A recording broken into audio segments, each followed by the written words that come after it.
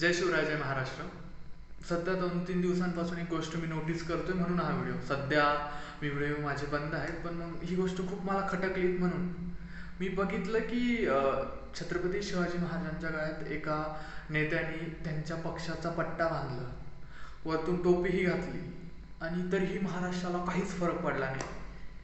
म्हणजे आपण इतके शंड झालो आहोत का, की आपल्या बुद्धीला इतका गंज लागलाय की आपण एका पक्षाचे इतके गुलाम झालो आहोत की आपल्याला फरकच पडत नाही की आपल्या महाराष्ट्रात आपल्याच महाराजांचा अपमान आपलेच लोक करत आहेत, आणि आपण त्या पक्षाला आपला पक्ष म्हटलेत किंवा तो आपल्यासाठी लढतोय असं आपल्याला वाटतंय, म्हणून आपण एकानेही आवाज त्याबद्दल उचलला नाही.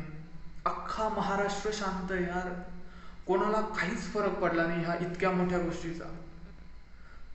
खूप मोठी गोष्ट यार, हे महाराजांचा सर्रास अपमान झालाय हा.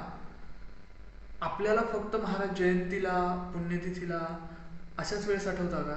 किंवा मग एखाद्या नेत्याचं भाषण असलं की नेता जेव्हा म्हणतो की आम्ही इथे पुतळा बांधू, तिथे पुतळा बांधून, त्यावेळेस आपण घोषणा देतो.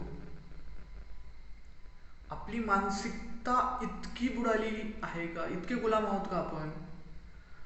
सिरियसली मला महाराष्ट्रातल्या लोकांना विचारायचंय, तुम्ही इतके गुलाम झाले आहात का एखाद्या पक्षाचे की तुम्हाला त्या पक्षाविरोधात, थोडं पक्षाविरोधात नका बोलू, त्या माणसाविरोधात तर बोलू शकतात.